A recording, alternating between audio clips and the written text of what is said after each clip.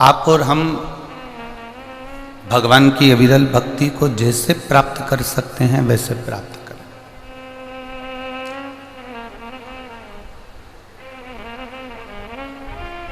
बहुत दिखावे से परमात्मा को प्राप्त करने का प्रयास ना करें। भगवान को प्राप्त करने का सबसे सुंदर तरीका जो रामचरितमानस में कहा कि निर्मल मन सो मोहि पावा, मोहि छल छिद्र कपट ना भावा। भगवान को पाने का एक सबसे सुंदर तरीका अगर कोई है तो वह आपका मन, आपके हृदय की पवित्रता, आपके दिल की शुद्धता।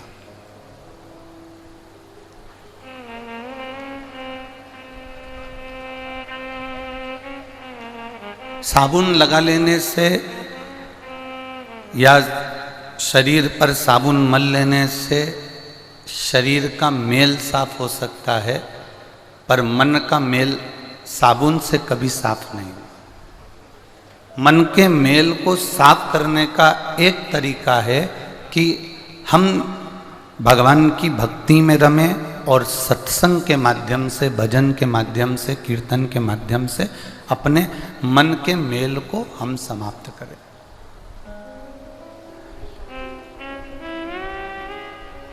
ये वो कहे मन बड़ा चंचल है, कैसे तेरा भजन करूं, जितना इसे समझाऊं उतना मत चलता है। आप इसे जितना संवारने का प्रयास करोगे, आप जितना इसको संवारने के लिए लेकर जाओगे, ये मन उतना विचलित होता चले जाएगा।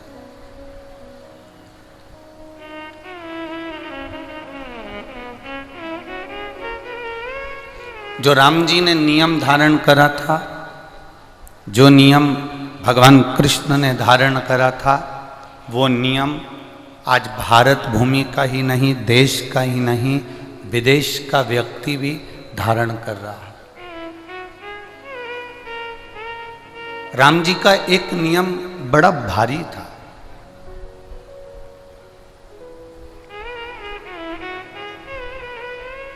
राम जी का एक नियम, कभी कभी आपने रामेश्वर धाम की अगर कथा सुनी हो कि भगवान शंकर का रामेश्वर धाम में भगवान राम जी ने शिव जी की स्थापना करी, शिव जी को प्रतिष्ठित करा।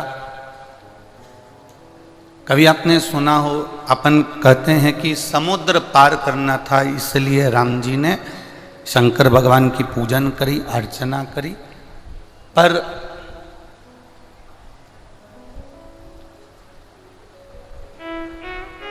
कभी साउथ की एक रामायण का स्मरण करिएगा।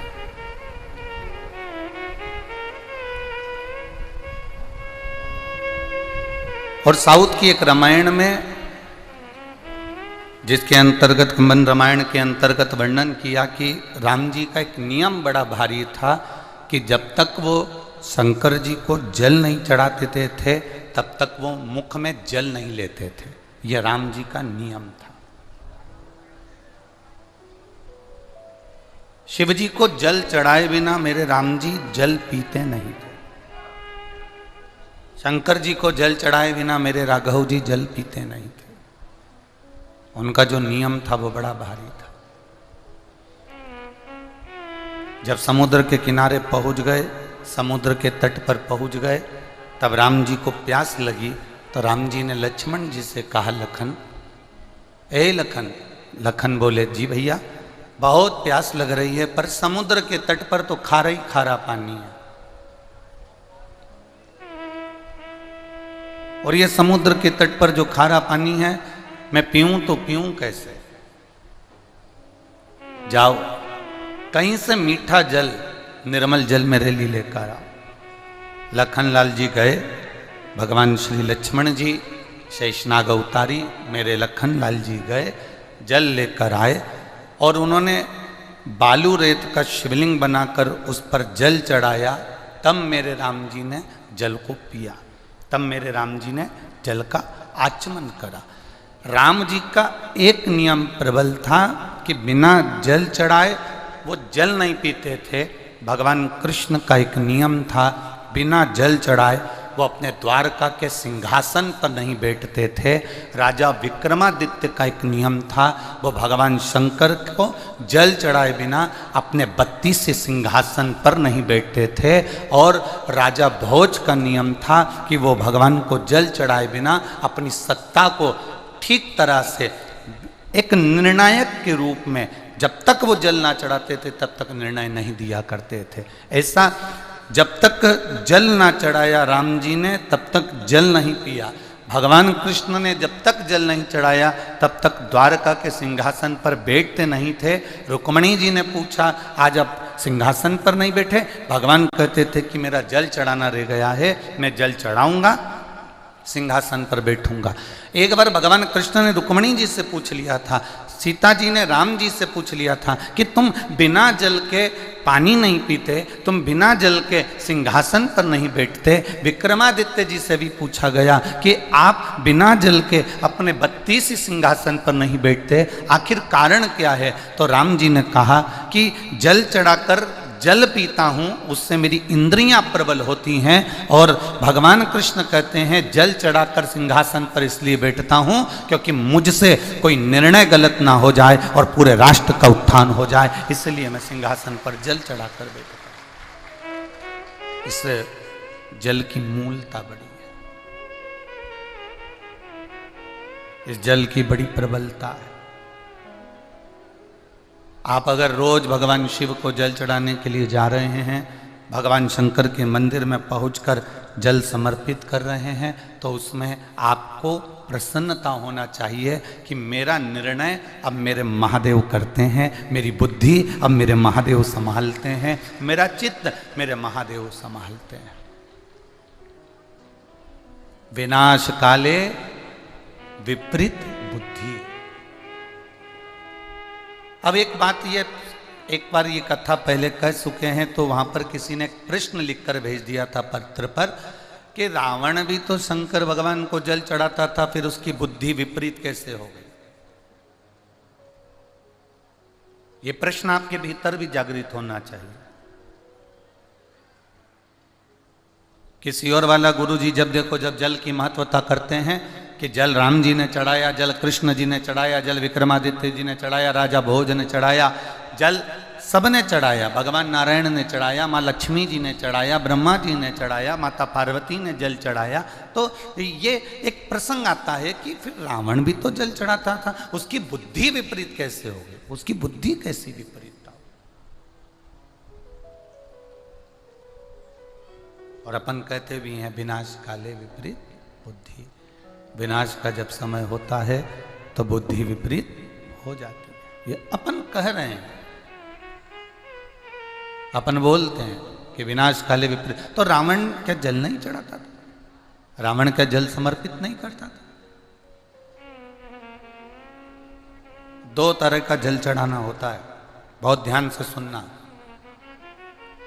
एक जल चढ़ाना वो होता है जो आप रोज भगवान के मंदिर में जा रहे हो, जल समर्पित कर रहे हो।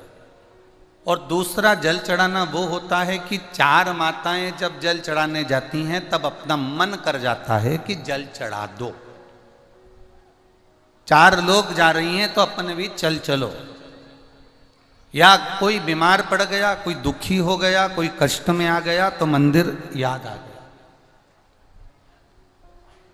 जल चढ़ाना या फिर कुछ कामना हमारे भीतर है तो हमने जल चढ़ा दिया, कामना पूरी हो गई, जल चढ़ाना बंद कर दिया, हमारा कार्य पूरा हो गया और जल चढ़ाना हमने बंद कर दिया।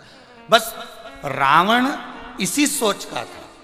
जब उसको वर चाहिए था, जब उसको बहुत कुछ प्राप्त करना था, जब उसको बहुत कुछ चाहिए था, तब रावण जल चढ़ाने का काम करता था।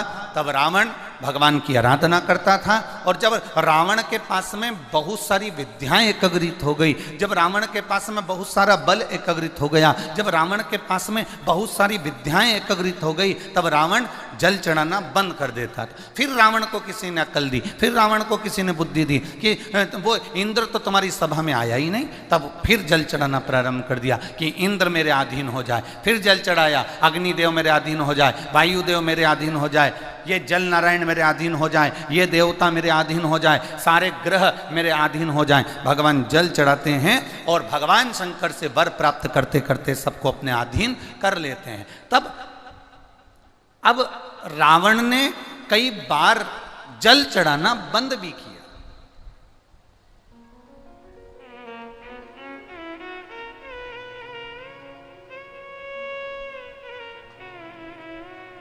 मांगने के लिए हमने भगवान की आराधना कर ली, मांगने के लिए हमने बहुत कुछ आराधना करी, पर उसके बाद जब हमारा कार्य सिद्ध हो गया तो हमने भगवान का द्वार छोड़ दिया।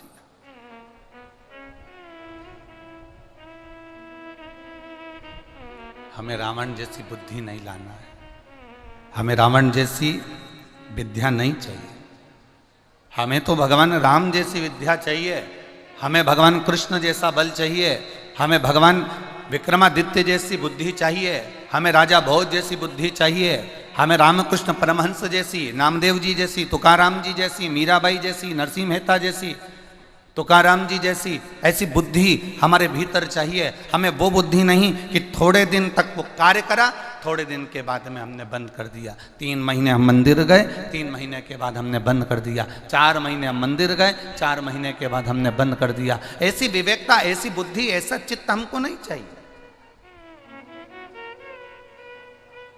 हम भगवान का गुणगान नित्य प्रति करते रहे, हम भगवान का भजन नित्य प्रति करते रहे, हम भगवान का स्मरण नित्य प्रति करते रहे, हम भगवान का मंत्र जाप नित्य प्रति करते रहे। आप आए नहीं और सुबह हो गई, मेरी पूजा की थाली धरी की धरी रह गई। आखिर कारण क्या है, क्यों धरी रह गई? ऐसी कौन सी हमसे गलती हो गई, ऐसा क्या हो गया जिसके कारणवश भगवान हमारे सम्मुख में नहीं आते, जिसके कारणवश भगवान हमारे सामने नहीं आते?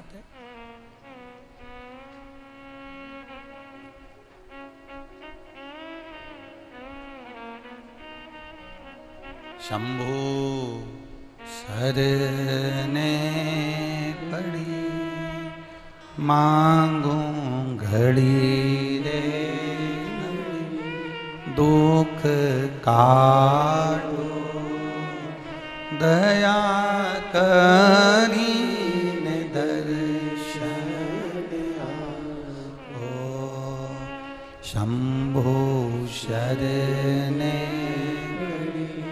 मांगू घड़ी रे दुख काटो, दया करी ने दर्शन।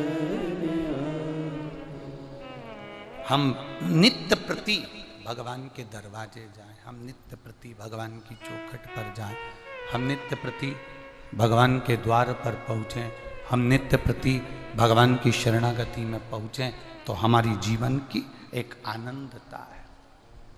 थोड़े दिन पूजा बंद कर दिया, थोड़े दिन जल चढ़ाया बंद कर दिया, दुख आया बंद कर दिया, तकलीफ आई बंद कर दिया, बीमारी हो गई, कष्ट आ गया, मंदिर भी गए, जल भी चढ़ाया तो भी बीमारी नहीं मिट रही, बहुत पूजा अर्चना कर ली तो भी बीमारी नहीं मिट रही, बहुत आराधना कर ली तो भी बीमारी नहीं मिट रही। ये मत सोचना कि भगवान ने तुम्हारे लिए दुख दे रखा है, ना ना, थोड़ा हमारे पूर्व जन्म का भी कर्म हमको भोगना पड़ता है इस मृत्यु लोक में आकर। कल सोमनी की कथा सुनी थी ना आपने,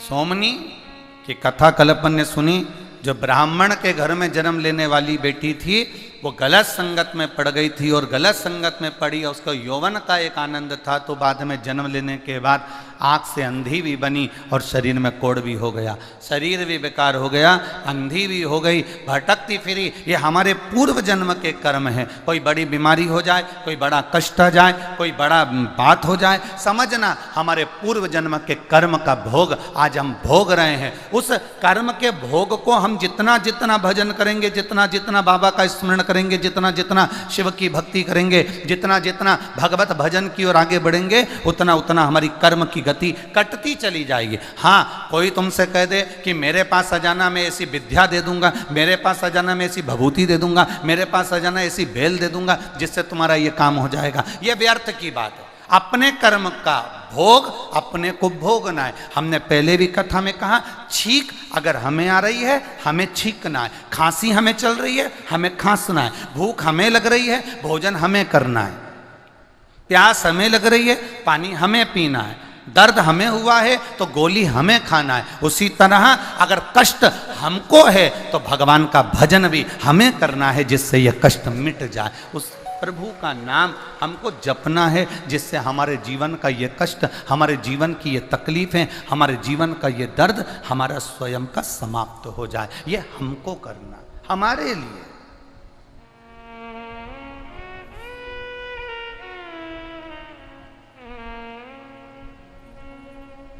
राम में और रावण में क्या अंतर था? एक विशाल अंतर, एक बहुत बड़ा अंतर राम जी में और रावण में था। राम जी अयोध्या से चले थे और चलते चलते लंका पहुंचे थे। जितनी जगह से राम जी निकल कर गए थे, आपकी अयोध्या में तो राम जी का पथगमन, राम पथगमन बना है और बड़ा सुंदर राम पथगमन बन रहा है, जहाँ से राम जी चल कर गए। ज़्यादा से ज़्यादा राम जी सबसे ज़्यादा चले हैं तो छत्तीसगढ़ की धरा पर चले हैं, इसलिए आपको बहुत बहुत साधुवाद। राम पथगमन में आप अगर घूम कर आएंगे, राम पथगमन जब बन जाए तब जाकर देखना, पूरे राम पथगमन में जहां जहां राम जी चलते थे, जहां जहां राम जी रुकते थे, उन्होंने शंकर भगवान के शिवलिंग की स्थापना करी। आप कहीं पूछेंगे ये राम जी कहाँ के, तो कोई बता देगा ये राम जी के हाथ के हैं, राम जी ने इसकी स्थापना करी थी। पूरे भारत की भूमि पर जहां से राम जी चलकर वन में से गए हैं, वहां अयोध्या से लेकर लंका तक के बीच में जहां कहीं पर भी जाओगे तो तुम्हें जो शिवलिंग मिलेंगे वो लोग कहेंगे ये पांडवों द्वारा बना, ये भीम के द्वारा बना, ये अर्जुन के द्वारा बना, ये नकुल के द्वारा बना। लोग कहेंगे ये राम जी के द्वारा बना, ये राम की स्थापना है, ये सीता जी ने स्थापना करी थी, ये लक्ष्मण जी ने स्थापना करी थी, ये हनुमान जी ने स्थापना करी थी। पूरे राम पथगमन पर जितने शंकर जी के मंदिर मिलेंगे, उस मंदिर में आप पूछेंगे तो कहेंगे ये राम जी की स्थापना, राम जी ने स्थापना करी थी। राम और रावण में केवल एक अंतर है, राम जिस जगह से चलते थे वहां धर्म की ध्वजा फहराते चलते थे और रावण जहां से चलता था वह धर्म को समाप्त करते हुए चलता था।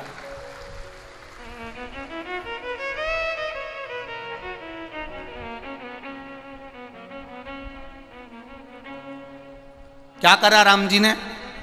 यज्ञ करवाया। राम जी ने क्या करा?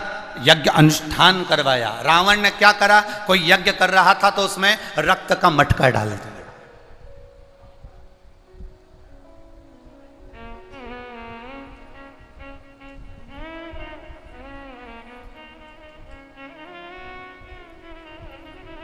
कितने भाई हैं राम जी?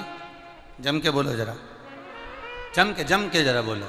4 भाई। राम जी का नियम है जल चढ़ाए बिना जल नहीं पीते, ठीक है। दूसरे नंबर पर भरत जी, दूसरे नंबर पर है भरत। भरत जी का नियम है ब्राह्मण को भोजन कराते हैं और शिव जी का अभिषेक करते हैं। भरत जी का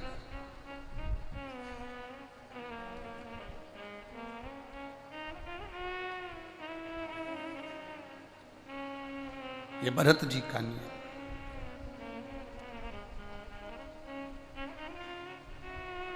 राम जी का नियम है जल चढ़ाएंगे तब जल पिएंगे।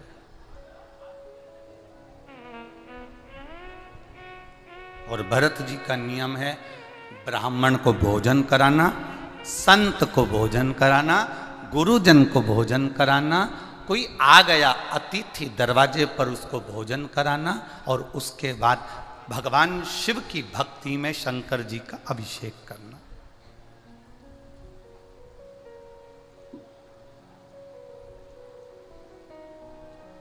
वो कहते हैं ना, रामचरितमानस अयोध्या कांड की एक चौपाई, बड़ा सुंदर भाव उसमें वर्णन किया गया, बड़ा सुंदर। अरे विप्र जेवाई देहि दीन दाना, विप्र जेवाई देहि दीन दाना, शिव अभिषेक करहि विधि नाना, विप्र जेवाई देहि दीन दाना। सब बोलिए, ना बोलते बने तो ताली से बार। विप्र जेवाई देहि दीन दाना, विप्र जेवाई देहि दीन दाना, ओ विप्र जेवाई देहि दीन दाना, विप्र जेवाई देहि दीन दाना, शिव अभिषेक करहि विधि नाना, शिव अभिषेक करहि विधि नाना। भगवान श्री भरत जी महाराज, भरत जी भाव के साथ में भोजन करा रहे हैं, भरत जी भाव के साथ में आनंद से अभिषेक कर रहे हैं, भरत जी भाव के साथ में अभिषेक कर कर फिर संत साधु गुरुजन को भोजन पवा रहे हैं, भोजन पवा रहे। मंगल भवनया मंगल हारी, मंगल भवन मंगल हारी, प्रभु सुदर्शन अजय बिहारी, ओ मंगल भवन मंगल हारी, प्रभु सुदर्शन अजय। भरत जी का नियम बड़ा प्रबल है, भरत जी उस नियम को निभा रहे हैं, अभिषेक रोज कर रहे हैं प्रतिदिन, और प्रतिदिन अभिषेक के साथ में ब्राह्मण का भोजन है, प्रतिदिन अभिषेक के साथ में संत भोज भी। बिना अभिषेक के भरत जी एक दिन भी नहीं रह पाते। राम जी का नियम है जल चढ़ाकर जल पीना, भरत जी का नियम है विप्र जेवाई देहि दीन दाना, विप्र जेवाई देहि दीन दाना, शिव अभिषेक करहि विधि नाना, शिव अभिषेक करहि विधि नाना, शिव अभिषेक करहि विधि नाना। कई बार माँ जानकी जी राघव जी से पूछती रही हैं, कई बार माँ जानकी जी माता सीता जी राम जी से पूछती रही कि आप सवेरे जब अभिषेक करने के लिए बैठते हो, सवेरे आप जब जल चढ़ाने के लिए बैठते हो राघव जी, उस समय आपकी आंखों में जल क्यों भरा था, आपके नेत्रों से जल क्यों झलक रहा होता है? पूजन करते समय किसी के नेत्रों में जल आता है क्या? यहां कई माताएं बैठी हैं, कई भाई बैठे हैं, कई बच्चे बैठे हैं, कई बेटे बैठे हैं, कई बेटियां बैठी हैं। कई बार मंदिर में जाते ही, कई बार शिव पुराण सुनते ही, कई बार भगवान की पशुपति व्रत करते ही, कई बार शंकर जी को जल चढ़ाते समय आपकी भी आंखों में जल आ जाता है। कभी कभी अचानक कोई कारण नहीं है रोने का, फिर भी आंख में जल।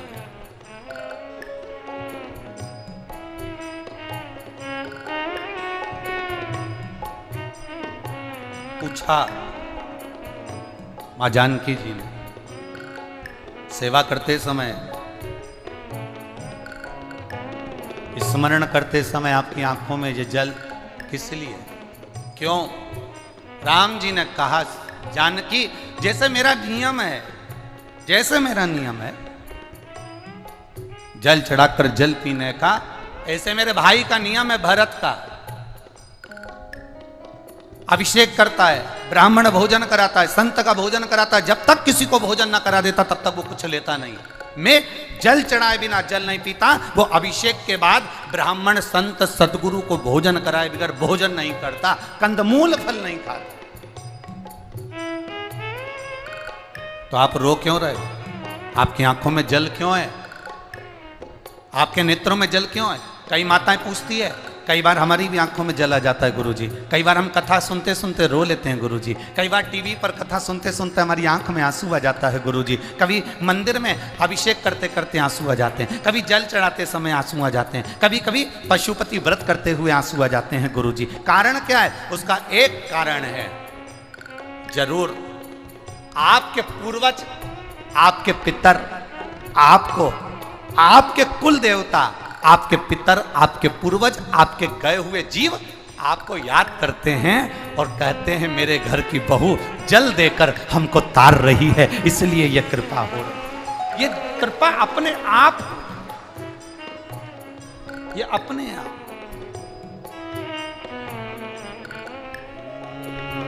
विप्रजमाई दहे दीन दाना, विप्रजमाई दहे दीन दाना, शिव अभिषेक कराई विधिना,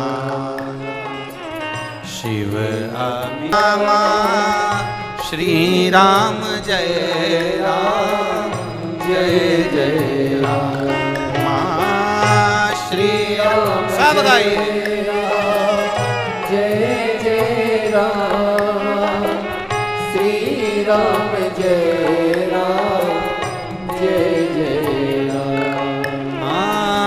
श्री राम जय राम, जय जय राम, श्री राम जय राम, जय जय राम, श्री राम जय राम, जय जय राम, श्री राम जय राम, जय जय राम। जानकी भरत भूखा है, जानकी भरत ने आज भोजन नहीं करा, जानकी भरत ने आज कंदमूल फल नहीं खाया, आज वो भूखा है।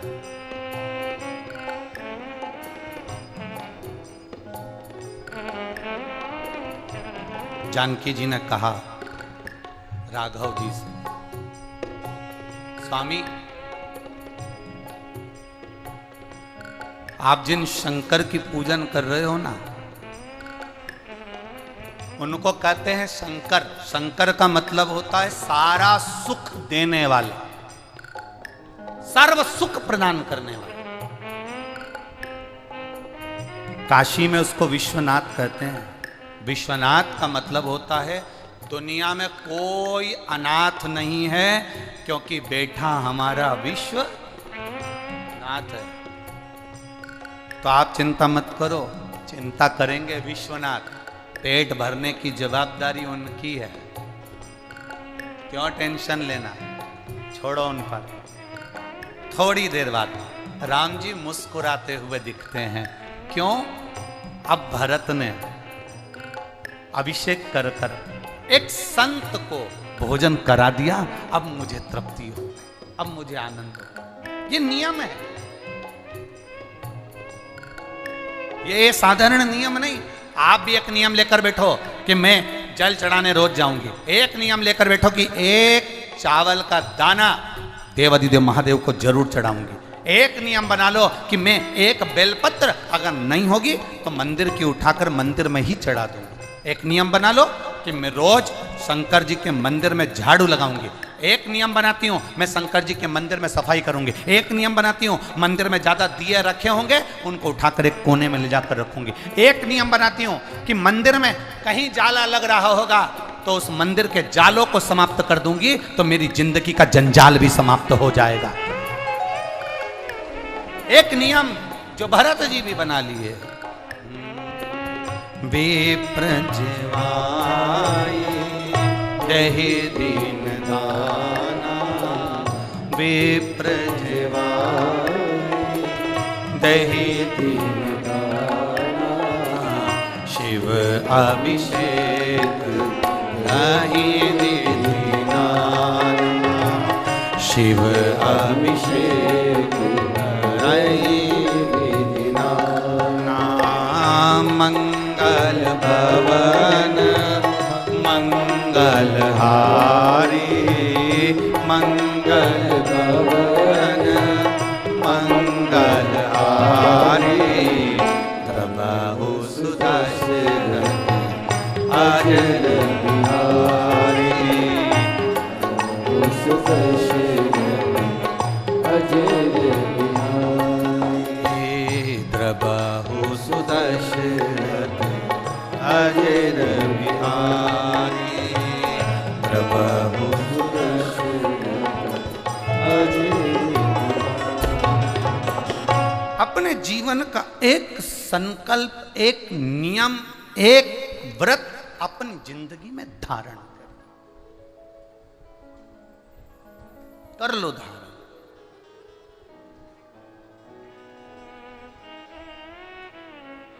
राम जी जैसे नियम धारण कर कर धर्म की ध्वजा आगे फहराने का एक नियम बना। एक आपके क्षेत्र के अंतर्गत ये बालोद जिला है ना, बालोद जिला के अंतर्गत आसपास का जो क्षेत्र है, इन क्षेत्रों में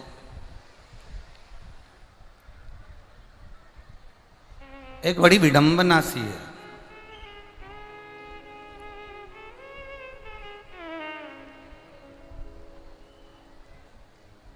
राम जैसे लोग थोड़े कम हो गए और रावण जैसे लोग बढ़ गए। क्या करा उन्होंने?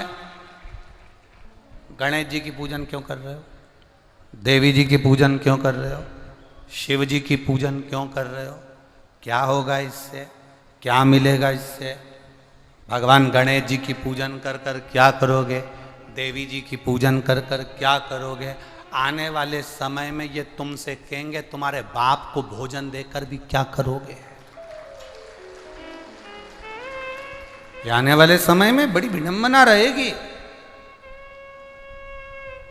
जंगलों में रहने वाले वनवासी, आदिवासी, भील आदि का जो वनों में निवास कर रहे हैं, जितने जितने क्षेत्रों में वनों में आपका निवास है, मेरा निवेदन है अपने कुल के जो इष्ट देव हैं, आप जिस देवता का पूजन करते आए हो, आप जिस देवता की आराधना करते आए हो, आप जिस देवता की आराधना में शुरू से डूबे हुए हो, आप जिस देवता की आराधना में पूर्व से डूबे हुए हो, उस देवता की आराधना आप करते रहिए। क्यों? दुनिया के लोगों का काम है आपको धर्म से हटाकर अधर्म की ओर ले जाना, पर भगवान आपका हाथ पकड़कर आपकी जिंदगी को सार्थक कर देता है, आपके जीवन का कल्याण कर देता है, आपके जीवन की सार्थकता सिद्ध कर देता है। आप श्रेष्ठ कर्म की ओर आगे बढ़ो, अच्छे कर्म की ओर आगे बढ़ो। हम हमेशा कहते हैं धर्म की, जम के बोले जरा, धर्म की, अधर्म का प्राणियों में विश्व का। ठीक है, बस ठीक। तुम्हारे बोलने से हो जाएगा?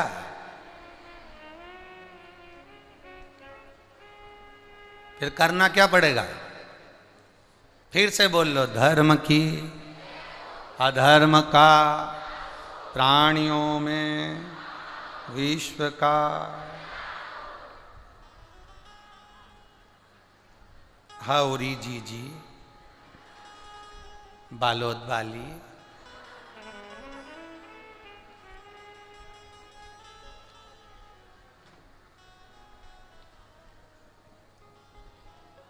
अपन तो तोड़ा, सुर्रा, पुत्री और करधन पहनो और आग लगन दो।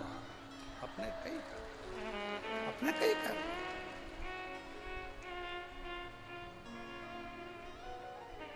करधन का मतलब मालूम है तुमको? छत्तीसगढ़ में माताएं पहनती करधन। अरे जम के तो बोलो जरा। छत्तीसगढ़ की माताएं छत्तीसगढ़ में करधन पहनती कमर में। करधन का मतलब होता है, इसको शादी में भी करधन दिया जाता है। बोलो सही है कि गलत है? और करधन उसको कहा जाता पहनो। करधन का मतलब होता है कमर कस के रखो, कभी भी युद्ध के मैदान में और कभी भी इन विषम परिस्थितियों में तुम्हें लड़ना पड़ सकता है, वो कमर कसी होना चाहिए।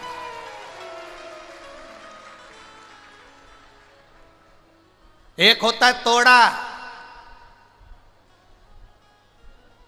मुंडा तोड़ा नहीं है? तोड़ा कहां पहनते हो? जम के बोलो जरा।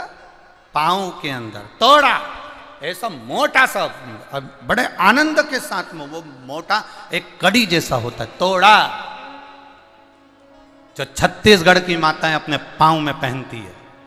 उसका मतलब ये होता है, तोड़ा एक बार अगर पहन लिया तो मरते तक पांव में पड़ा रहता है, वो टूटता ही नहीं है। माताएं पायल बदल ले पर तोड़ा नहीं बदलाता, इतना मजबूत होता है। और जिस समय उसको जरूरत पड़ जाए कि हाँ कोई विधर्मी मेरी ओर देख रहा है, तो वही तोड़े से उसका मुंडा तोड़ देती है। कुछ सहज है।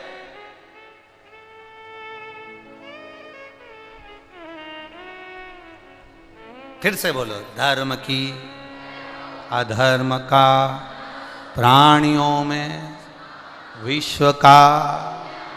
बस ठीक है, हो गया। बोलने से नहीं होने वाला, बोलने से नहीं।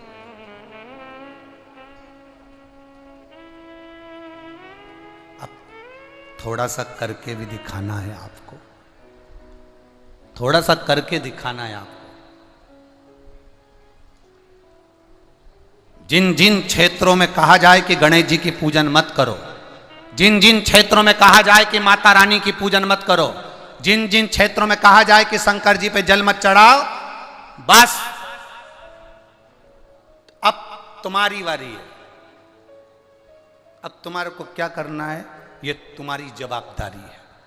हमारे बाप को बाप कहने से कोई नहीं रोक सकता, हमारी माता को मां कहने से कोई नहीं रोक सकता। पिता को पिता कहने से कौन रोकेगा साहब? आज के जमाने में एक विषम परिस्थिति में लोगों को लाकर छोड़ दिया। केवल राजनीति के चक्कर में लोग धर्म को खिलौना बनाकर खेल रहे हैं। एक राजनीति के चक्कर में धर्म को खिलौना बनाया जा रहा है और सनातन धर्म से खेला जा रहा है। मत पूछो भगवान को, मत पूछो देवी देवता को। अब लोग ये हो गए हैं, अब ऐसे ऐसे महाराज उन भी बैठे हैं जो भगोने के अंदर बड़े बर्तन में खुद बैठ जाते हैं और दूध से अपना अभिषेक कराकर उस दूध की खीर बना के अपने भक्तों को खिला देते हैं। ऐसे ऐसे भी बैठे हैं और ऐसे ऐसे भक्त भी गजब के, कहां मूर्खता में पड़े हुए। किस ओर जा रहे हो आप? जवाबदारी तुम्हारी है। तुम्हारे जवाबदारी को तुम्हें निभाना है। भगवान की भक्ति, हम ये नहीं कहेंगे कि आप किसी के कहने में आकर अपने देवता को, अपनी देवी को, अपने उपासना को, अपने भजन को, अपने कीर्तन को बंद कर दो, बल्कि प्रयास करना जब गणेश जी के दिन आए तो गांव-गांव में गणेश बैठे और देवी जी के दिन आए तो गांव-गांव में देवी बैठे। ये प्रयास करिए। भड़काएंगे लोग, आप शब्द कहेंगे लोग, ताना देंगे लोग, आड़ा टेढ़ा बोलेंगे लोग, ये दुनिया के लोगों का बोलने का काम है, तो ये बोलते रहेंगे। एक बात अपनी बुद्धि में बिठा कर रखना, अपने चित्त में उतार कर रखना, जब तुम्हारी दुख की घड़ी होती है, ये तुम्हारे, अभी हमने कथा में कहा था राजगढ़ की, कि तुम्हारे मोबाइल में फेसबुक पे 2000-3000 लोग जुड़े हैं, व्हाट्सएप पर तुमसे कम से कम 5-7-8 हजार लोग जुड़े हैं। बोलो सही है कि गलत है? अरे बोलते जाओ जरा। इंस्टाग्राम पर तुमसे 2-5 हजार लोग जुड़े हैं, यूट्यूब पर तुमसे 2-5 हजार लोग जुड़े हैं।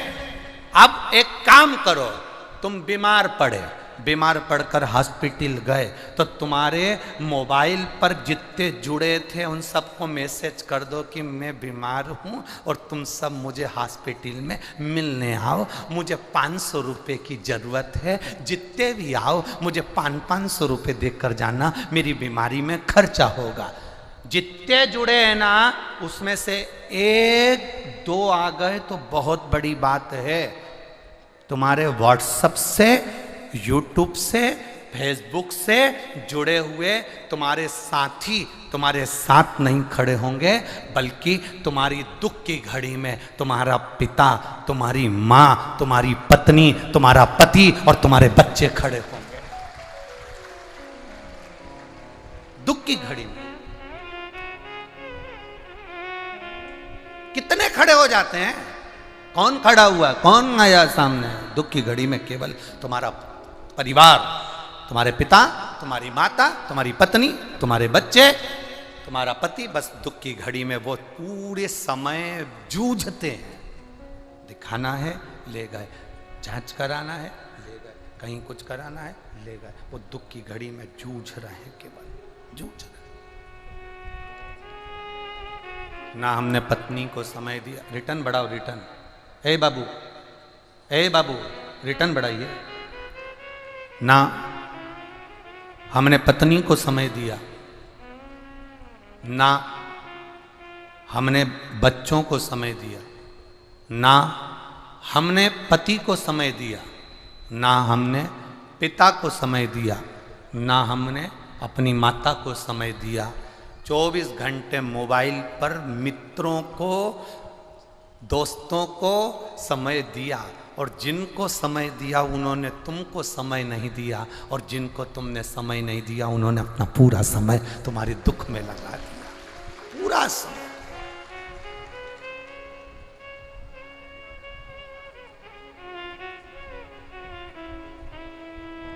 जब कोई नहीं आता मेरा बाबा आता है, मेरे दुख की घड़ी में बड़ा काम आता है। जब महाराज आपकी विषम परिस्थिति में, आपकी दुख की घड़ी में, आपकी तकलीफ की घड़ी में, आपके कष्ट की घड़ी में कोई नहीं आएगा, तब वो विश्वनाथ, मेरा भोलेनाथ, तुमने जो 1 लोटा जल समर्पित करा है, वो शंभु, वो त्रिकालदर्शी, वो कैलाशी तुम्हारे तकलीफ की घड़ी में तुम्हारे सामने खड़ा मिलेगा। बाकी का कोई आया कि नहीं आया पता नहीं। बोल बम का नारा है, सारी समस्या का हल। राम जी ने नियम बनाया था जल का, भगवान कृष्ण ने नियम बनाया था जल का, विक्रमादित्य जी ने नियम बनाया था जल का, राजा भोज जी ने नियम बनाया था जल का। जल चढ़ाने में जो नियम है वो नियम मत दो। एक बार अगर पशुपति व्रत करा, नहीं फायदा मिला, दूसरी बार करो। एक नियम बड़ा पक्का होना चाहिए, एक नियम बड़ा प्रबल होना चाहिए।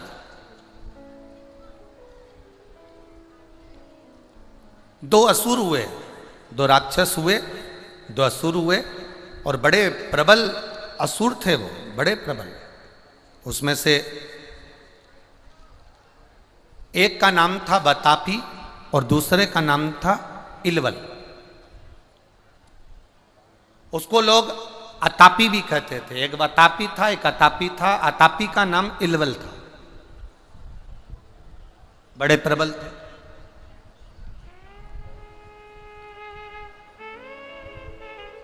इन्होंने किसी की भक्ति नहीं करी। अब इन्होंने भक्ति करी तो केवल देवाधिदेव महादेव की करी। और दोनों ने उन्हें मालूम था कि सबसे जल्दी अगर कोई राजी होने वाला देवता है, सबसे जल्दी अगर कोई राजी हो जाता है तो वो देवाधिदेव महादेव हो जाता है। सबसे जल्दी राजी। जल चढ़ाया, दिल से चढ़ाया, राजी।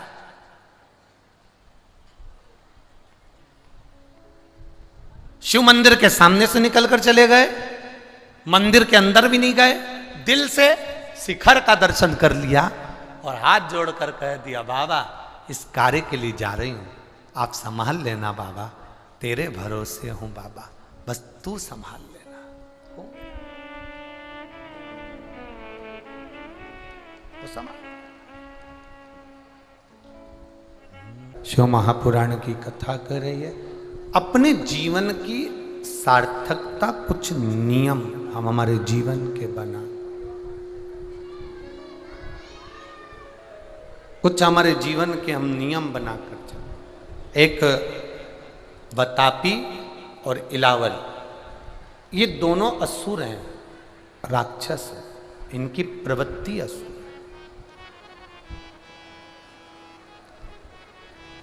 बहुत सारे वर इनके पास में थे, बहुत सारे वरदान इनके पास में थे। इन्होंने शिव जी की भक्ति करी, भगवान शंकर की भक्ति करी, और शिव जी से भक्ति कर कर, शंकर भगवान की भक्ति कर कर वर प्राप्त करा इलावल ने कि अगर कोई मर गया, मान लो किसी के प्राण छूट गए, और मैं अगर आवाज लगाऊं, मैं अगर बुलाऊं, वो मरा हुआ व्यक्ति जिंदा दौड़कर मेरे पास में आना चाहिए। ये वर इलावल ने शिवजी से प्राप्त किया। और वातापी ने वर मांगा भगवान भोलेनाथ जी से कि मुझे वर दो कि मैं कोई भी रूप रख लूं, किसी भी रूप में चले जाऊं और वापिस फिर अपने असली रूप में आ जाऊं। ये वर देवाधिदेव महादेव ने दे दिया।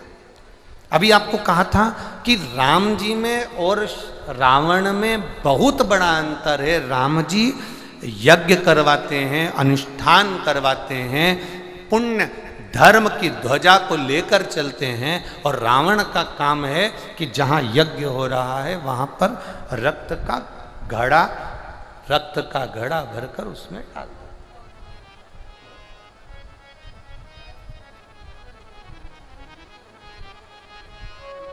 यज्ञ नहीं होने देना, भजन नहीं होने देना, कीर्तन नहीं होने देना, मंत्र जाप नहीं होने देना, ये नष्ट करने का काम है उसका।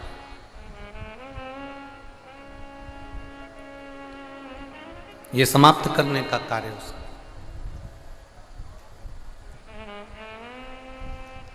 अब बतापी और इलवल, इन दोनों ने अलग अलग वर मांग लिए। इलवल ने मांगा कि कोई मरे हुए को भी मैं बुलाऊं तो वह आ जाए, और बतापी ने मांगा कि मैं रूप बदल कर कहीं पर भी किसी भी रूप में जा सकूं। शिव जी ने वर दिया।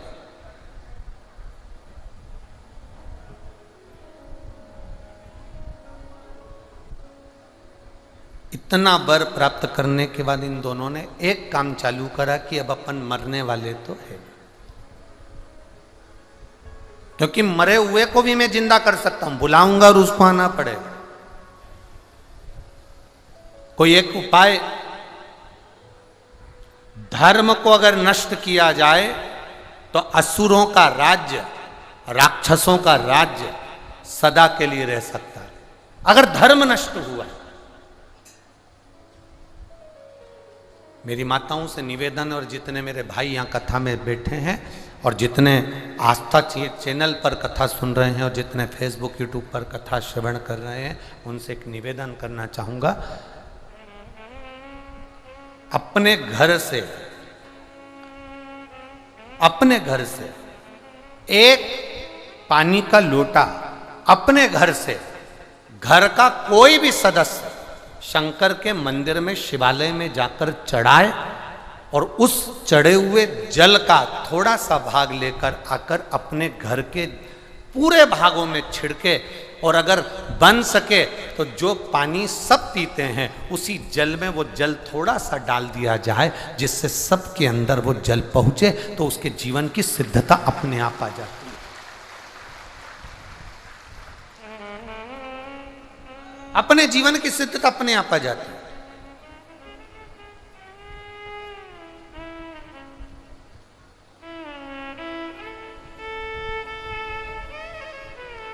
आप लोगों को बड़ी प्रसन्नता होना चाहिए, जितने शंकर जी के भगत हैं, जितने शिव के उपासक हैं, उनको बड़ी प्रसन्नता होना चाहिए, उनको बड़ी आनंदता होना चाहिए कि चंद्रयान-3 चंद्रमा की दक्षिण सतह पर जहां उतरा था, वैज्ञानिकों ने और हमारे राष्ट्र के एक आनंद सुख में उस स्थान का नाम, जहां पर चंद्रयान-3 चंद्रमा के दक्षिण सतह पर जहां उतरा था, उस स्थान का नाम शिव शक्ति पॉइंट रखा है।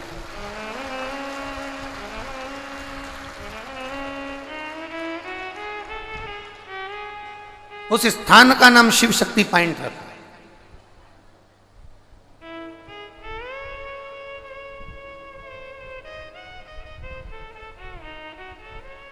जहां चंद्रयान-2 गया था, जहां पर वो उतरा था, उस स्थान का नाम तिरंगा पॉइंट रखा था।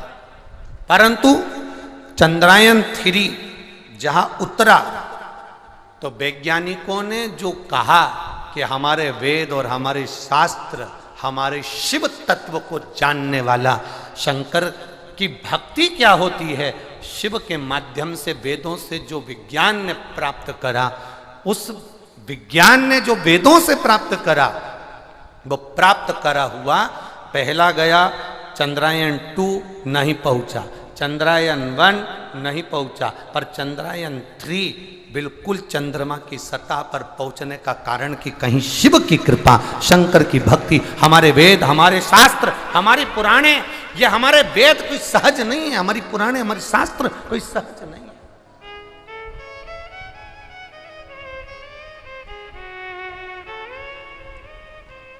तो जहां चंद्रमा पर, जहां पर चंद्रयान-3 उतरा, उस स्थान का नाम रख दिया शिव शक्ति पॉइंट। मतलब हमारा कुछ भी नहीं इसमें, ये तो कहीं बाबा भोलेनाथ जी की जो कृपा इन वैज्ञानिकों पर हुई, और इन वैज्ञानिकों ने जो करा वो राष्ट्र के लिए गौरव का विषय बन गया, इस भारत की भूमि के लिए गौरव का विषय बन गया। अब आप जरा विचार करिएगा, कुछ तो शिव भक्ति का है रास्ता, कुछ तो बाबा की भक्ति का रसतत्व, शंकर भगवान की अविरल भक्ति का कुछ तो रसतत्व है हमारे जीवन का, जो हमें आनंद की अनुभूति कराता है, हमें आनंद की ओर लेकर जाता है, हमें सुख की ओर लेकर जाता है, हमें रसतत्व की ओर लेकर जाता है। कहीं ना कहीं शिव तत्व की भक्ति का बल है। खाली न जाता कोई दर से तुम्हारे, खाली न जाता कोई दर से तुम्हारे, मैं भी खड़ा हूँ नंगी बाहें पसारे। अपने हृदय लगा लो, लगा लो, गिरा जा रहा हूँ उठा लो। शिव तत्व में कुछ तो है। एक पत्र आया है, पूरी मेडिकल की रिपोर्ट, एक्सरे, फाइल सब लगाई है उन्होंने, पूरी जांचें सब लगा कर भेजी।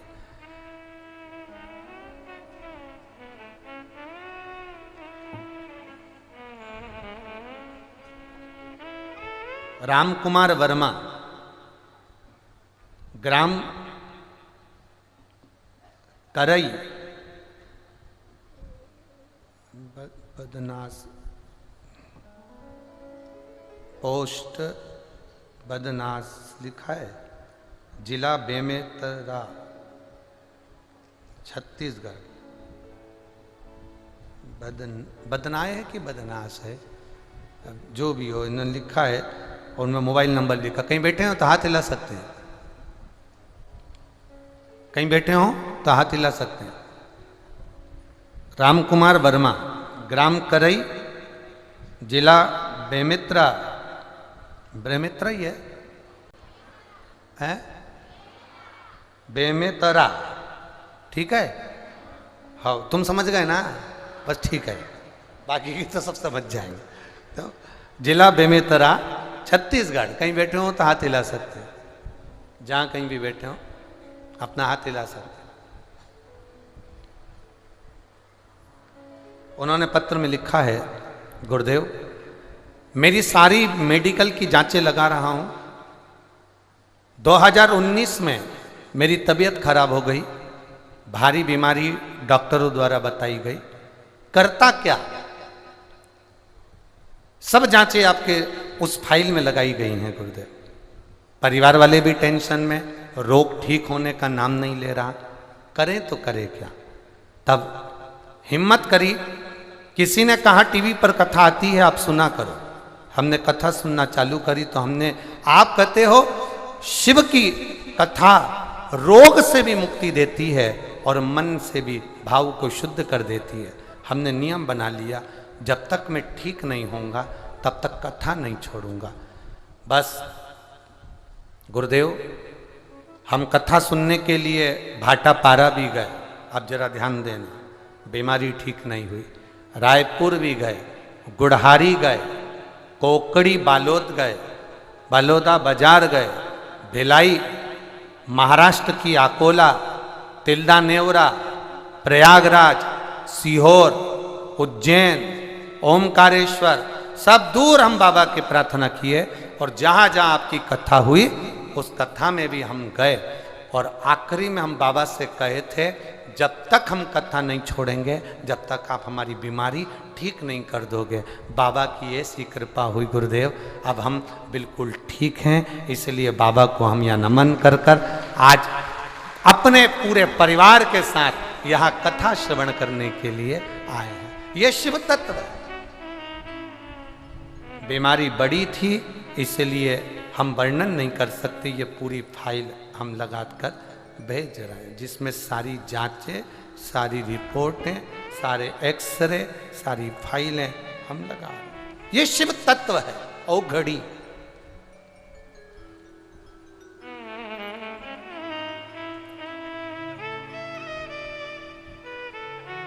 एक नियम ले लिया, नहीं छोड़ूंगा जब तक कथा, जब तक सुनेगा नहीं। मैंने सुना है कि तू खाली नहीं भेजता। ये पत्र में उसने लिखा, अपना फोटो भी लगाया उस व्यक्ति ने, अपना स्वयं का फोटो इस पत्र में भी लगाया कि पत्र में नीचे लिखा, मैंने सुना तू खाली नहीं छोड़ता, तो मैं कैसे रह जाऊं? जब तक मेरी पूरी बीमारी नहीं जाती तब तक मैं भी नहीं जाता। अब मैं स्वस्थ हूं, अपने परिवार के साथ आज कथा श्रवण कर रहा हूं और पूरी बीमारी मेरी समाप्त हो गई। ये शिव तत्व है, ये औघड़ी है। एक नियम हम भी बनाए हमारे जीवन में कि हम शिव के मंदिर जाएं, शिवालय जाएं, देवालय जाएं, शंकर भगवान को एक लोटा जल समर्पित करें, शिव की आराधना करें, शंकर भगवान पर एक चावल के दाने, कोई भी नियम हमारी जिंदगी का बना ले, जिस नियम के बल पर हम भगवान की शरणागति को प्राप्त कर सकें। कोई भी।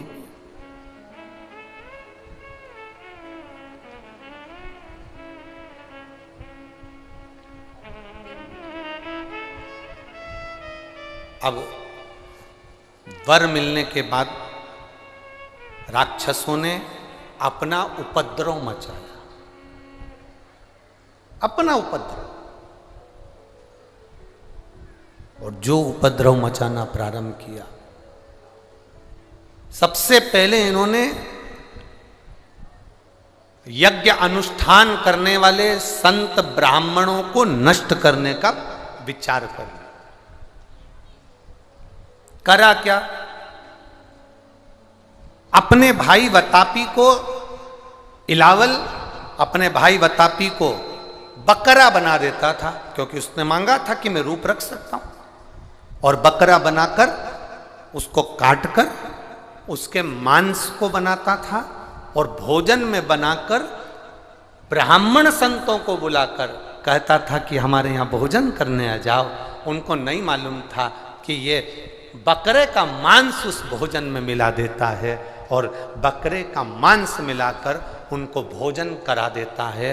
उनके स्मरण में नहीं आता, ये भोजन में उस कुछ ऐसा डाल देता था जिससे मांस की गंध भी ना आए, और उसको डालकर भोजन बनाकर ब्राह्मण संतों को खिला देता था। ब्राह्मण संत भोजन कर कर जैसे ही चलते थे और इलावल आवाज लगा देता था अपने भाई को, वतापी जल्दी आ। और भाई अंदर जो पेट में मांस के टुकड़े पड़े होते थे, बस पेट को फाड़ता वतापी। जितने संत भोजन करके जाते, ब्राह्मण भोजन करते जाते, सबके शरीर को फाड़कर वतापी बाहर निकल आता और सारे संत ब्राह्मण मर जाते, सारे संत ब्राह्मण मर जाते।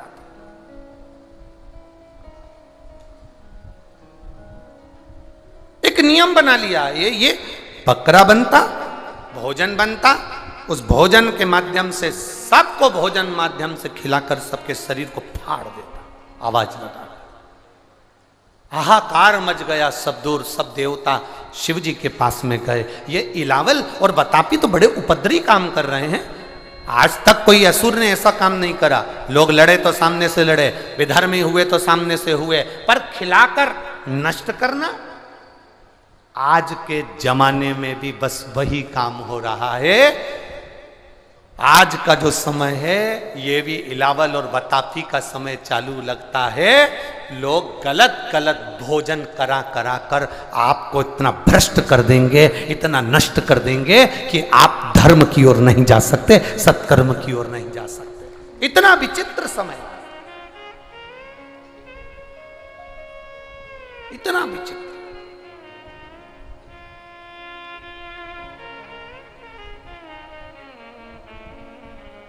कहां गलत संगतियों में हम पड़ रहे हैं, किन गलत जगहों पर हम जा रहे हैं, कैसा गलत भोजन हम ग्रहण कर रहे हैं, किस गलत मार्ग की ओर हम बढ़ रहे हैं। आज के जमाने के बेटा बेटियों से कह दो कि अपने छत्तीसगढ़िया भोजन को करिए, अपने छत्तीसगढ़िया भोजन की प्रामाणिकता रखिए, अपने छत्तीसगढ़ का चावल, अपने छत्तीसगढ़ का धान पूरी दुनिया में प्रसिद्ध है। पर आज के बेटा बेटी उसको मानने को तैयार नहीं होते।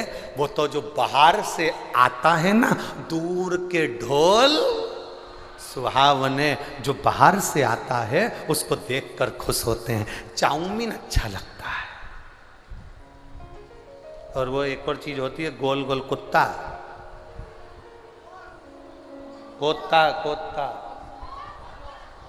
हाँ मौसा जी, ममोस, ममोसा, हाँ। एक वो भी अच्छा लगता है। जो भी हो मौसा जी समझ लो, तुम तो कहा रखा।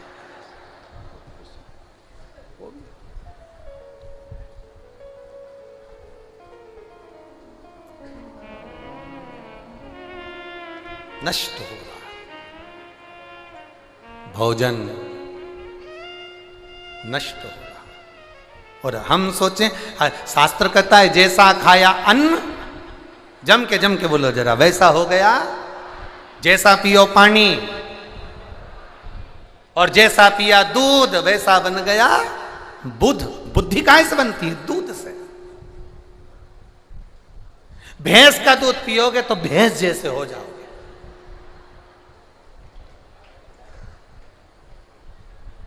तुम्हारे घर में तुम्हारी बहू तुम्हारी क्यों नहीं सुन रही? समझ जाओ, घर में जो दूध आ रहा है वो भैंस का आ रहा है। कारण भैंस के आगे कितनी भी बीन बजाओ वो सुनती नहीं है।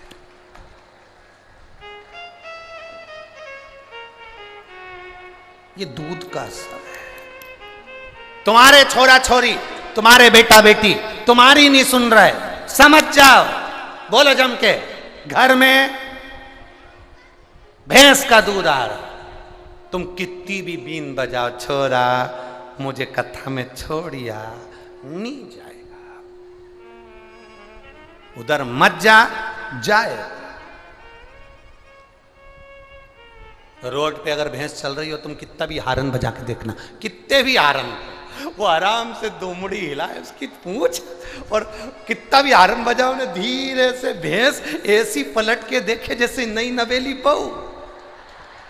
उसे भैंस के सूझे, कितना ही हारन बजाओ नहीं हटे।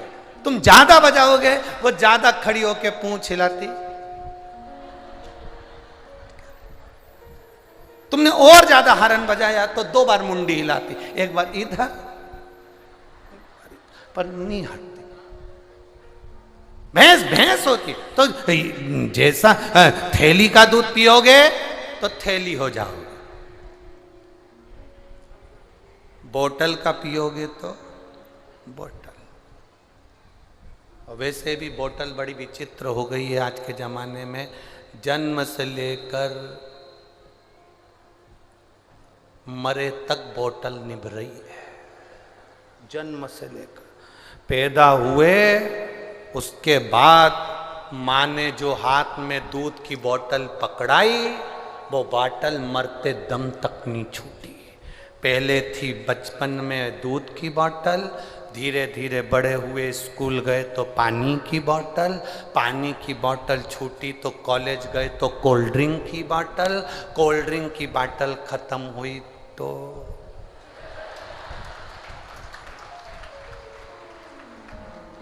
और जब वो बोतल पूरे तुमको निगल गई तब आखिरी में ग्लूकोज की बोतल,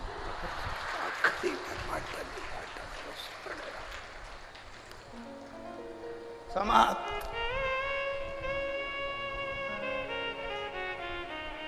वो लोग एक भजन गाते हैं, देख नजारा, क्या बोलते हैं, देख नजारा माटी का, ऐसा कुछ बोलते हैं, ये लकड़ी का है, देख नजारा लकड़ी का। हम कहते देख नजारा बोतल का।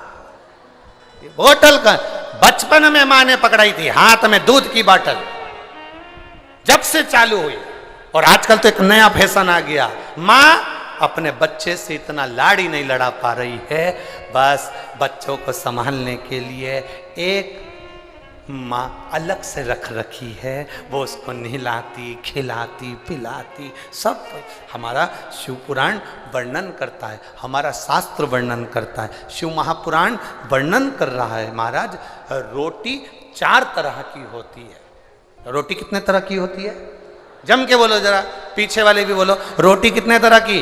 4 तरह की रोटी होती है। पहले नंबर की रोटी माँ के हाथ की रोटी। एक माँ के जो हाथ की रोटी होती है उसमें ममता होती है, उसमें वात्सल्यता होती है, पेट भरा जाता है पर मन नहीं भराता, वो माँ के हाथ की रोटी होती है। पहली रोटी किसके हाथ की? जम के बोलो जरा, माँ के हाथ की रोटी, जिससे पेट भरा गया पर मन नहीं भराया, उसमें ममता है, उसमें वात्सल्यता है, उसमें स्नेह है, उसमें करुणा है, वो माँ के हाथ की रोटी होती है। दूसरे नंबर की रोटी पत्नी के हाथ की रोटी,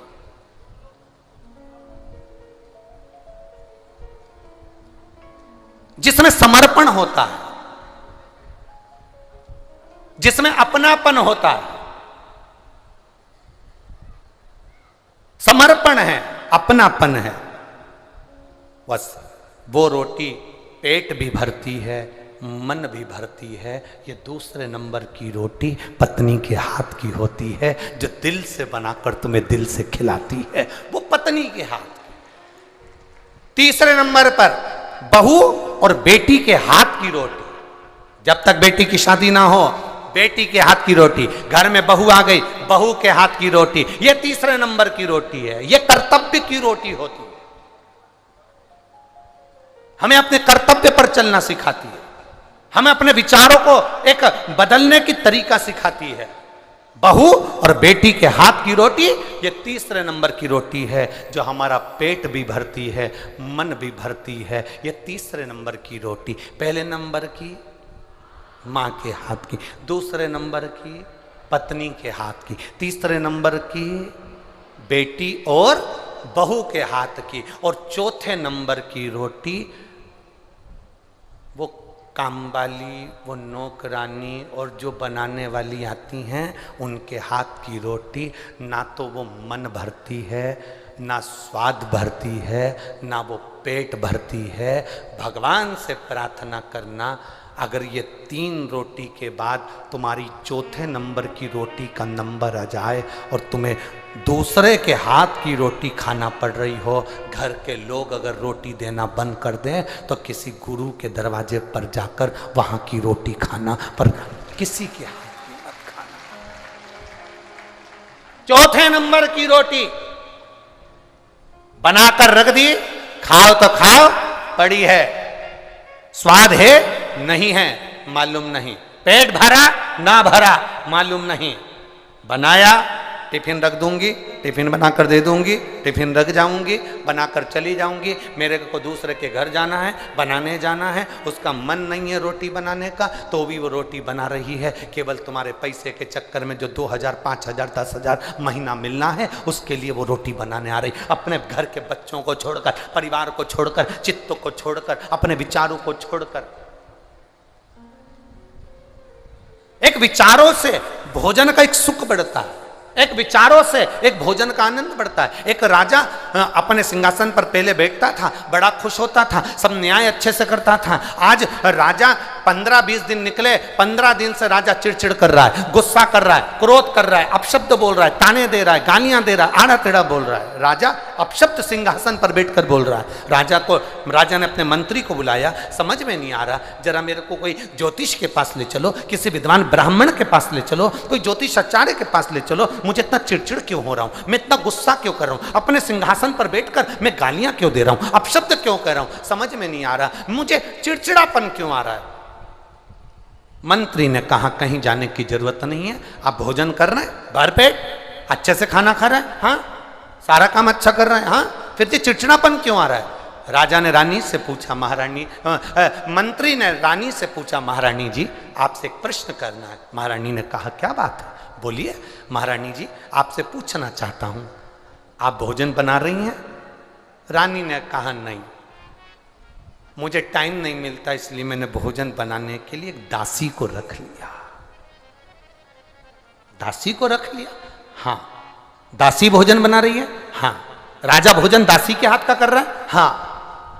बस दासी से मंत्री ने जाकर मुलाकात करी, दासी से पूछा, दासी सही बता क्या दुख है तेरे जिंदगी में। दासी कहती है, राजा का घर इतना भरा पड़ा हुआ है, करोड़ों की दौलत राजा के पास में है, पर यह खोड़ला राजा 1 रुपया दान नहीं करता। इतना भरा पड़ा मकान है, इतना सारा गाड़ी बंगला है, पर 1 रुपया ये खोड़ला राजा मुझे दान नहीं करता। मैं दिन भर रोती रहती हूँ, मेरे घर में तकलीफ है, मकान में पानी टपक रहा है, दीवार टपक रही है, दीवार गिर रही है, बच्चे भूख से बिलख रहे हैं, और ये खोड़ला राजा 1 रुपया का दान नहीं करता। अंदर से मुझे बहुत दुख है, तकलीफ है, इसलिए मैं क्रोध में कुड़ के रोटी बनाती हूँ। बस मंत्री ने सुना, राजा से कहा, महाराज भोजन जो बना रही है उसके दिल में प्रेम से भोजन नहीं बन पा रहा, इसलिए तुम्हें क्रोध आ रहा है। भोजन बनाने वाली अगर दिल से बना कर दे तो घर भी स्वर्ग बन जाता है, नहीं तो घर नरक बन जाता है। भोजन बनाने वाली अगर सही से भोजन बनाए, अब तुमने जो दासी लगा रखी, नौकरानी लगा रखी, सेविका लगा रखी, भोजन बनाने वाली लगा रखी, 4-4 घर में बहुएं, 5-5 परिवार है, अपने हाथ और पांव काम करना भी बंद कर दें, जब तक शरीर चले तब तक रसोई घर में किसी को घुसने मत दो। अपने रसोई घर में दिल से भोजन बनाकर खिलाओ। आप अन्नपूर्णा हो, आप अन्नपूर्णा हो, आप सावित्री हो, आप गायत्री हो, आप सरस्वती हो, आप लक्ष्मी और आप पार्वती हो। अपने हाथ से बनाया भोजन जब आप देती हो उसमें स्वाद रहता है, स्वाद।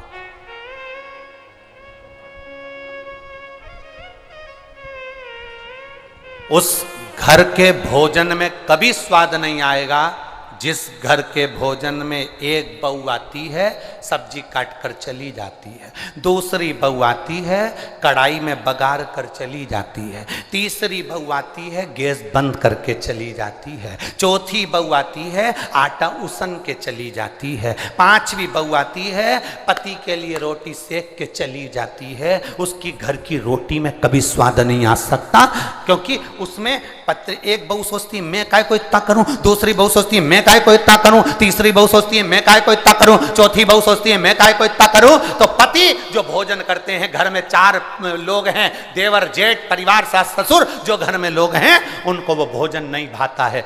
बाजार का भोजन करना भाएगा, दूसरे के घर का भोजन भले वो दाल रोटी खिलाएंगे अच्छा लगेगा, दूसरे के घर में खिचड़ी खाएंगे उसमें स्वाद आ जाएगा, पर घर के भोजन में स्वाद नहीं आएगा, क्योंकि ये जगदम्बा होन पहले से ही भगोने जैसा मुंह लेके भोजन बनाती है।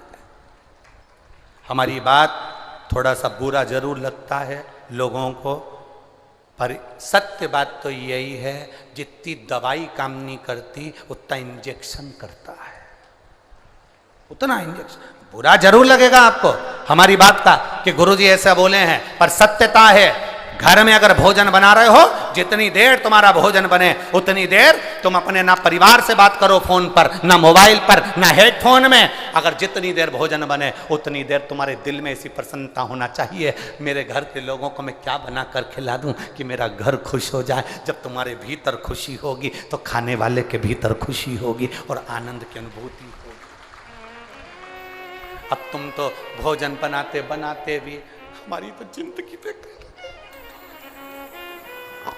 आटा उसनती जाए, नरक हो गया मेरा जीवन, नरक। ये बुढ़िया तो मुझे खाए जा रही, अब भोजन बना रही, रोटी बन गई, जिस आटे को उसन रही थी वो आटा भी कह रहा था अरे ओ चंद्रघंटा काहे मेरा दम निकाल रही है, आटा भी कह रहा।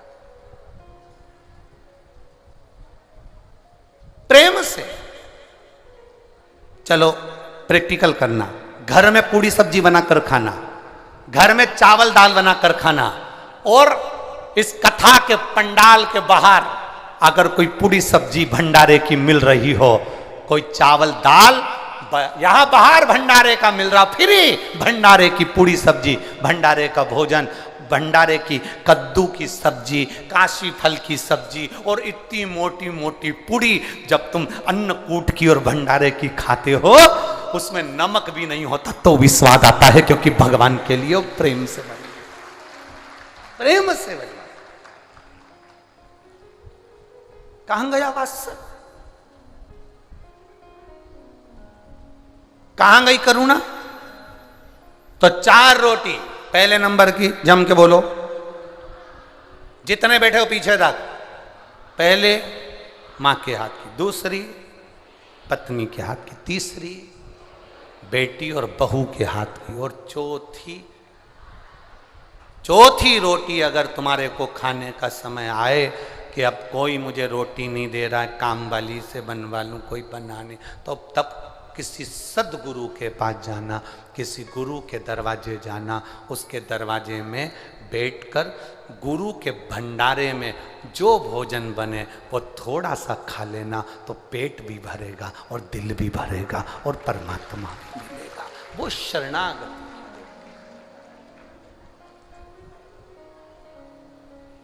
शरणागति की भोजन ऐसा करिए कि हमारा भजन का बल बढ़े।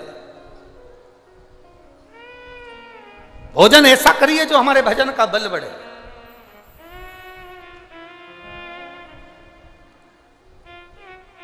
कई लोग कहते हैं गुरुजी बिना प्याज लहसुन का भोजन तो हमको भाता ही नहीं है। कभी भंडारे का भोजन करिए, उसमें कौन सा प्याज लहसुन डाला होता है। कभी वो तो हमारे यहाँ हमारे जो ब्राह्मण जन है वो भोजन बनाते सो तो इतना सारा नहीं बनाते, नहीं तो कभी आपको केवल साधारण सी वो जी जिनके हम लोग रुके हुए हैं, श्रीमती भगवती साहू और पूर्णा श्रीवास्तव जी, इनको मालूम होगा।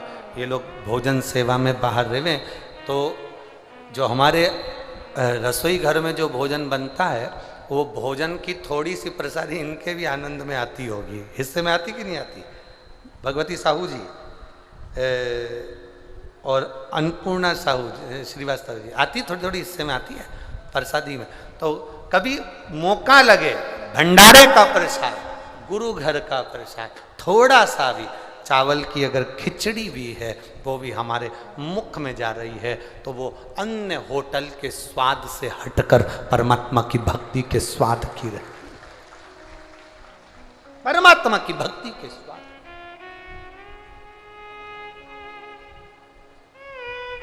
उसमें स्वाद की पूर्णता होती है। अब इलावल ने विचार करा, करें क्या?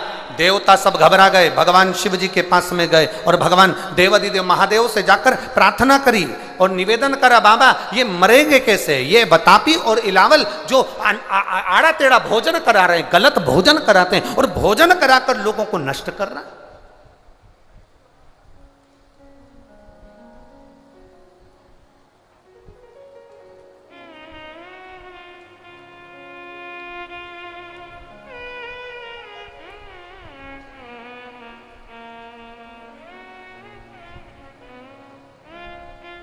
महाराज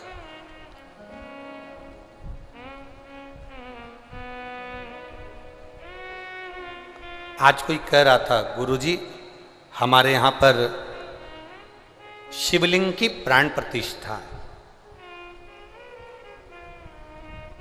गुरुजी हमारे यहां पर शिवलिंग की प्राण प्रतिष्ठा है। हम उनसे कहना चाहेंगे कि शिवलिंग की प्राण प्रतिष्ठा नहीं, प्रतिष्ठा स्थापना स्थापित होती है। प्राण प्रतिष्ठा की जरूरत मूर्ति को होती है। प्राण प्रतिष्ठा की जरूरत मूर्ति को होती है, शिव जी की प्राण प्रतिष्ठा नहीं। शिव जी को प्राण नहीं दिए जाते, शिव तो खुद दुनिया को प्राण देते हैं, उनकी प्राण प्रतिष्ठा नहीं, प्रतिष्ठा होती। ब्राह्मण आएंगे, यज्ञ करेंगे, पूजन करेंगे, सारे अधिवास करेंगे और उसकी प्रतिष्ठा करेंगे। दूसरी कोई मूर्ति हो, कोई दूसरी मूर्ति हो, उसमें प्राण दिए जाते हैं, उसकी प्राण प्रतिष्ठा होती है।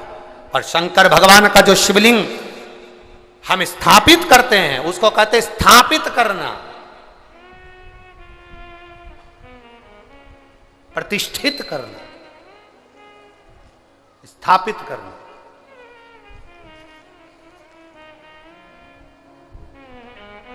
जो दुनिया को प्राण देने वाला हो, जो दुनिया को प्राण प्रदान कर रहा हो, उससे प्राण नहीं दिया जाता, उसकी प्रतिष्ठा होती है। ध्यान दें,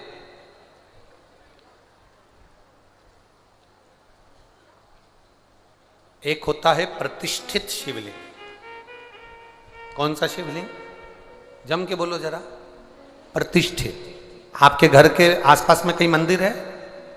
बोलो बोलो जम के जरा। है?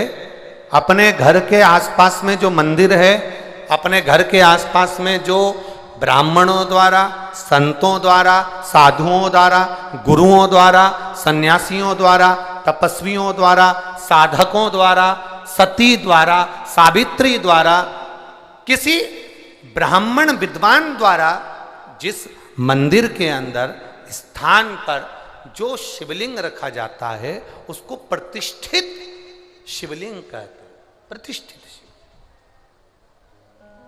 वो प्रतिष्ठित है, स्थापित है।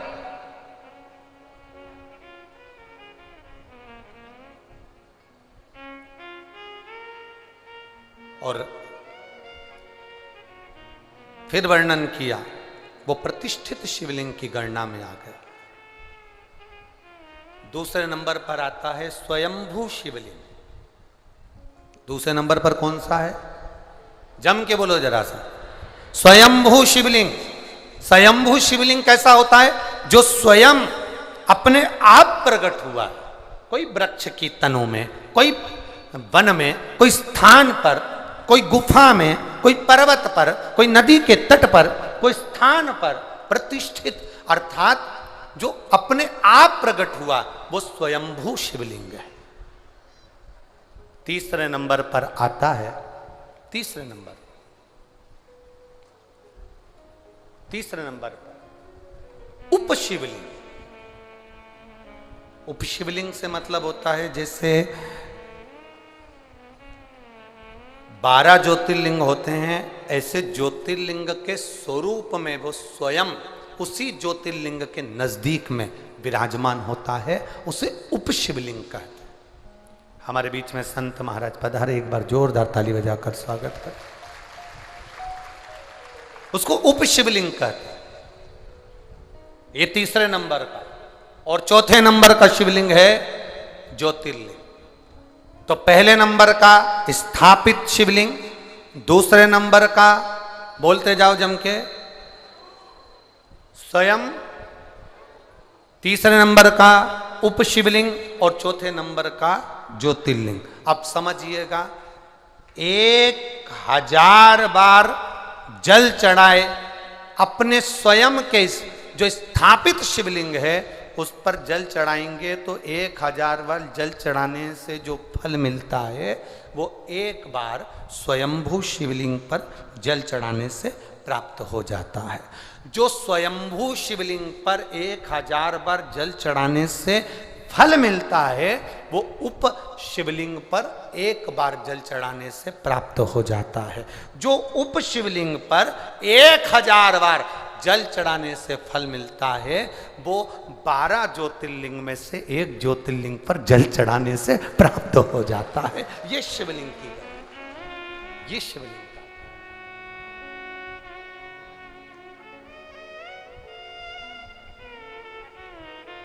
दो चीजें बड़ी दुर्लभ हैं। अब तो बहुत सरल हो गई, अब तो बड़े सरल सी लगती है दो चीजें, पर दो चीजें सबसे ज्यादा दुर्लभ। एक ज्योतिर्लिंग का दर्शन, दूसरे नंबर पर है भगवान शंकर की शिव महापुराण की कथा।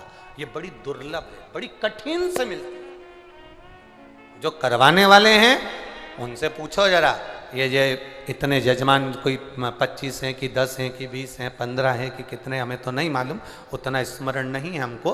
पर यजमान परिवार से आप पूछना, साहू जी से पूछना, श्रीवास्तव जी से पूछना, और ये जो समिति है माँ शीतला सेवा समिति, इनसे पूछना कि करवाने में, शिव महापुराण करवाने में, 12 ज्योतिर्लिंग दर्शन करने में बड़ी अड़चन आती है। आप दूसरी जगह जाना हो तो चले जाओगे, बद्रीनाथ जाना है तुरंत पहुंच जाओगे, आपको द्वारका जाना है तुरंत चले जाओगे, आपको जगन्नाथ जाना है तुरंत चले जाओगे, आपको कहीं जाना है अपने आप चले जाओगे, वृंदावन जाना है अपने आप, अयोध्या जाना है चले जाओगे। पर जिस दिन तुमने विचार करा कि मुझे 12 ज्योतिर्लिंग में से एक ज्योतिर्लिंग वैद्यनाथ जाना है, कृष्णेश्वर जाना है, भीमा शंकर जाना है, बहुत अड़चने आती, बहुत अड़चने। शिव महापुराण की कथा करवाने वालों से पूछना, शिव पुराण की कथा करवाना सरल नहीं है, बहुत अड़चने आती हैं, बहुत अड़चने। कोई कुछ कहेगा, कोई कुछ कहेगा, कोई ताने देगा, कोई अपशब्द कहेगा, कोई पांव खींचेगा, कोई हाथ खींचेगा, कुछ कुछ परेशानी पूरे चलती रहेगी और बाबा की कथा बढ़ती चलेगी। ये शिव पुराण सहज नहीं है, सरल नहीं है।